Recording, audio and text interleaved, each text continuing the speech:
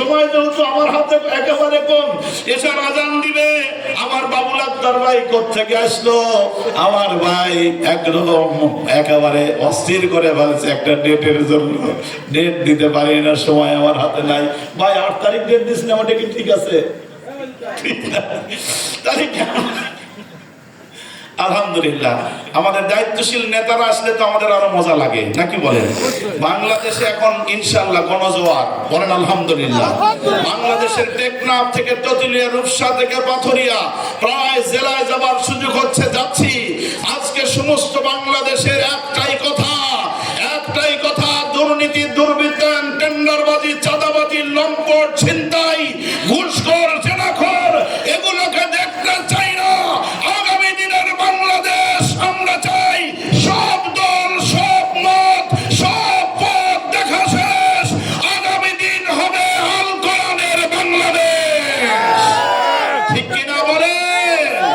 সব কিছু দেখা শেষ, আগামী দিন হবে আলেম ওলামার বাংলাদেশ, ঠিক কিনা বলেন?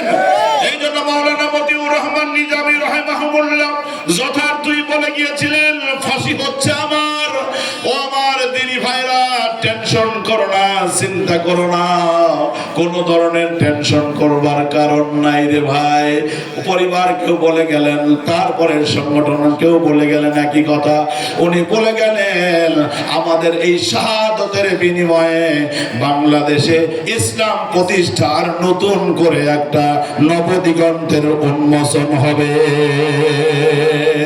ঠিক কিনা? আমাদের শাহাদতের বিনিময়ে একটা নবদিগন্তের সূচনা হবে ইসলামী আন্দোলনের। আজকে বাংলাদেশ ঘুরে ঘুরে দেখা যাচ্ছে তাই হয়েছে, ঠিক কিনা? সব জায়গায় রব একটাই, ইসলাম দেখতে চাই, ইসলামী আন্দোলনকে দেখতে চাই।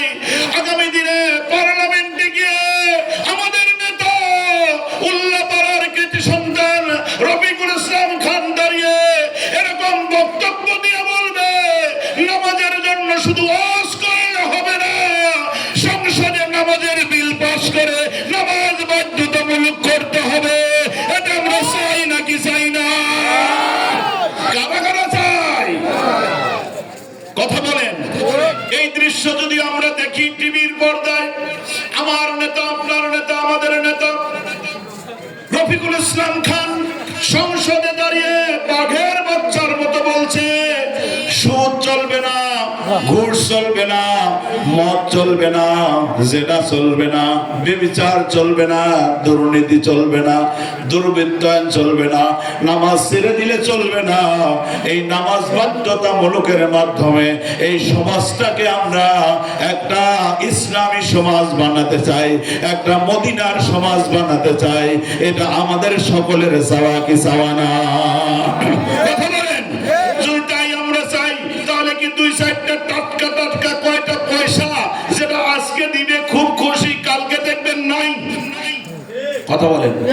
1000-2000 নগদ টাকা পাইছেন, মন খুব খুশি, কিন্তু এটা তো খরচ হয়ে গেছে, যা তাই।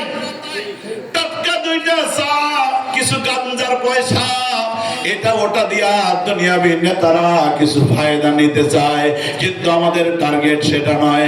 আমাদের টার্গেট হলো একটাই, আমরা ইসলামী আন্দোলনের পক্ষে থাকবো, আর কোরআনে কারিমের শাসন আমরা আমাদের বাংলার সমাজে আমরা কায়েম করব, চাই কি চাই না? আমার বন্ধুগণ, আমার ভাইরা, এই যে শিক্ষা ভাগ হয়ে গেল, আল্লাহর নাম ছাড়া বিশ্ববিদ্যালয়ের ভাইস চ্যান্সেলর হলো আবু জেহেল। কথা বলেন, ঠিক কি না? মূল চ্যান্সেলর হলো ইংলিশ। চ্যান্সেলর কে? কঠিন হয়ে গেল না, বুঝলেন? এটা শিক্ষিত মানুষ আছেন, আপনারা বুঝবেন, সবাই ভালো করে বুঝেন।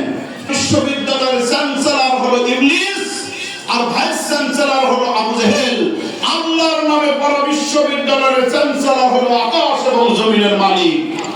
এটা আওয়াজ করে বলেন তো তিনি কে? আর ভাইস চ্যান্সেলর কে জানেন নাকি? কে? লিল্লাহ তাকবীর। আজকের মাহফিল সার্থক এই জন্য, আল্লাহর নামে বিশ্ববিদ্যালয়ে জুলুম করেছে, কিন্তু জামাত ইসলামের কাজ কমেছে না বেড়েছে? কথা বলেন, কমেছে না বেড়েছে?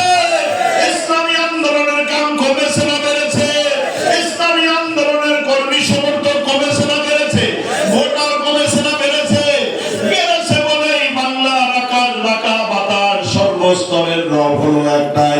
আমরা সবাই আল্লাহ ওয়ালাদের চাই, সৎ লোকের শাসন চাই। কেউ কেউ বলতো যে মশারা চাষা মশারা আছে না, আজান হচ্ছে না, আজান হয়ে যাবে আর কি। যাই হোক, আমি কয়েক মিনিটের মধ্যেই শেষ